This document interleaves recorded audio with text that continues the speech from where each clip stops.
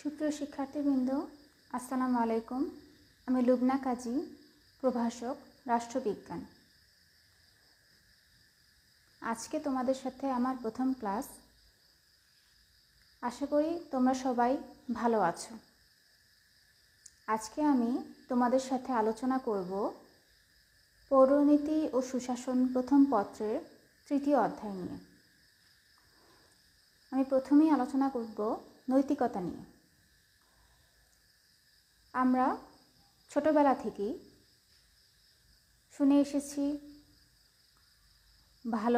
ভালো কাজ করতে হবে, মিথ্যা বলা যাবে না, সত্য কথা বলতে হবে, অন্যায় করা যাবে না, কাউকে মনে কষ্ট দেওয়া যাবে না। এগুলো একদম সমাজ সৃষ্টির সূচনা থেকেই নীতিনৈতিক কথা এগুলো চলে আসছে। নৈতিকতার উৎস বিভিন্ন সমাজ, সংস্কৃতি, প্রথা, ধর্ম এগুলো।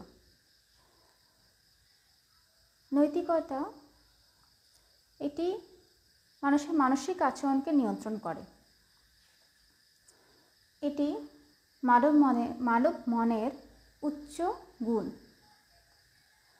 নৈতিকতা বলতে মানুষের অন্তর্নিহিত ধ্যান ধারণার সমষ্টিকে বোঝায়, যা মানুষকে সুকুমার বৃত্তি অনুশীলনে অনুপ্রাণিত করে। নৈতিকতা এই বিষয়টি আমাদের সবারই কম বেশি জানা রয়েছে। নৈতিকতা প্রথম কবে কখন এর উদ্ভব হয় তা সম্পর্কে কোনো সুস্পষ্ট ধারণা পাওয়া না গেলেও ধারণা করা হয় যে তার স্বাভাবিক নিয়মেই বিকাশ লাভ করেছে। নৈতিকতা সম্পর্কে পাশ্চাত্যে সর্বপ্রথম সুসংবদ্ধ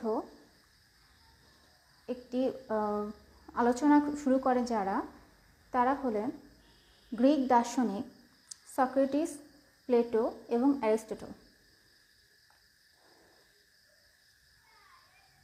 সক্রেটিস তিনি বলেছেন, ভার্চু ইজ নলেজ।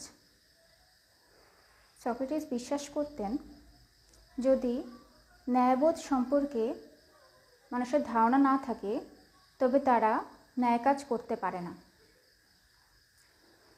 এবং যাদের ন্যায় নিয়ে সুস্পষ্ট জ্ঞান নেই তারা অন্যায় করে, আর অন্যায়ের উৎসই হলো অজ্ঞতা।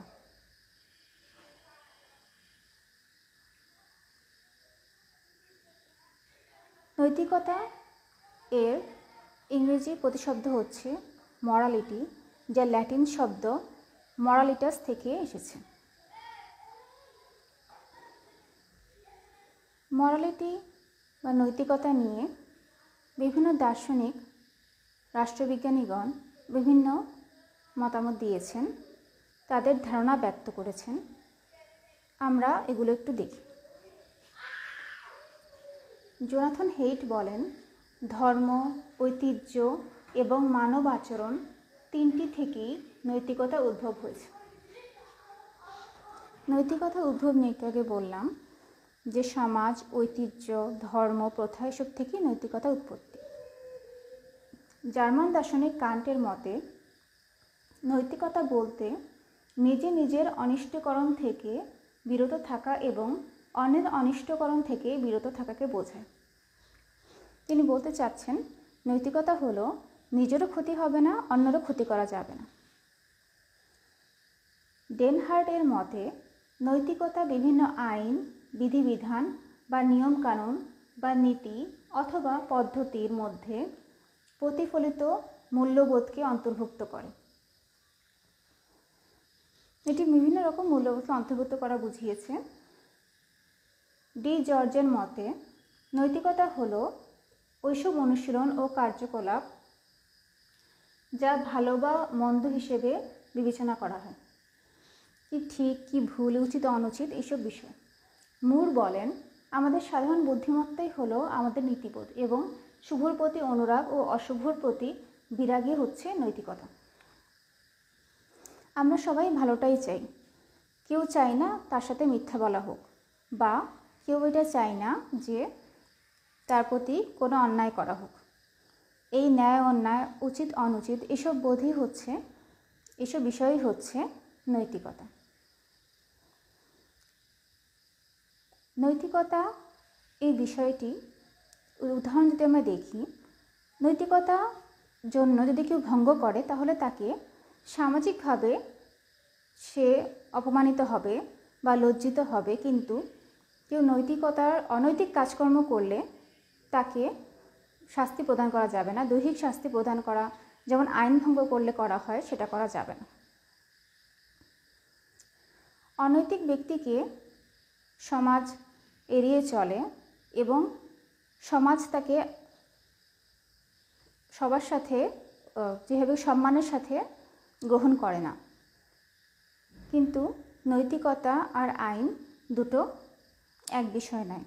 এখন তোমরা বলতেই পারো যে আমাদের আচরণকে তো আইন নিয়ন্ত্রণ করে। আইন আচরণকে নিয়ন্ত্রণ করলেও যতখানি পরিধি নিয়ে নৈতিকতা নিয়ন্ত্রণ করে তা আইন পারে না। এই জন্য ম্যাকাইভার বলেছেন, law does not and can not cover all grounds of morality.